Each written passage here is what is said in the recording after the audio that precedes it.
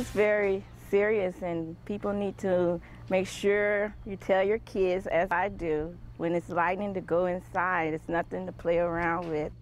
A life or death warning for you tonight after a deadly lightning strike on Fort Myers Beach yesterday. Tonight, we're learning one of the two survivors is in critical condition. The family of that 14-year-old keeping vigil at his bedside right now at Health Park Hospital in Fort Myers. That 14-year-old Zach was walking along Fort Myers Beach behind Hooters yesterday with his girlfriend, 16-year-old Chelsea Gill, and her uncle, 41-year-old Scott Wilcox, when that lightning struck. Wilcox was killed instantly. Chelsea received minor injuries.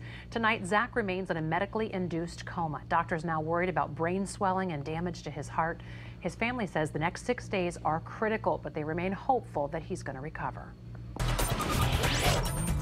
This tragedy on the beach highlighting safety concerns for a lot of beachgoers, tourists, and locals alike. That's right. Our team coverage continues with 4 Reporter's Kelly Stegeman asking Fort Myers Beach city officials if more can be done now to protect you and your family out there. Kelly?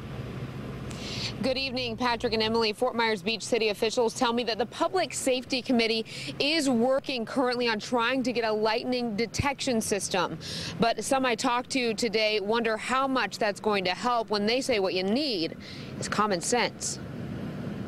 It was one of the more powerful lightning storms I've seen on Fort Myers Beach in the year and a half I've been there. A day later, and the deadly lightning strike is still too close to home on Fort Myers Beach. Now some are wondering if there should be better warnings when storms creep up on the coast. We get rained on every single day at a certain part, every single day. Between 2 and 5, we're going to get hit.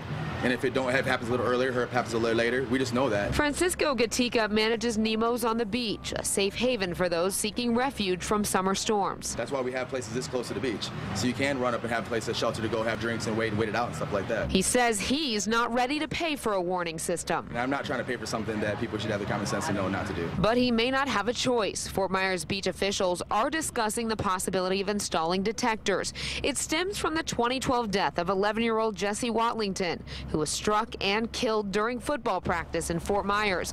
Since then, Lee County has installed 22 detectors at a cost of around $150,000 to taxpayers. Whatever the cost may be for the beach, it's a price Lori Albion with Coconut RV Resort says she would be willing to pay. Especially with families coming from all over and not being familiar with how quickly storms can come up in the Southwest Florida area. I think that that's a really good idea to help protect the tourists. Adding, you can never be too careful. You can be paying attention and still not realize how close it is.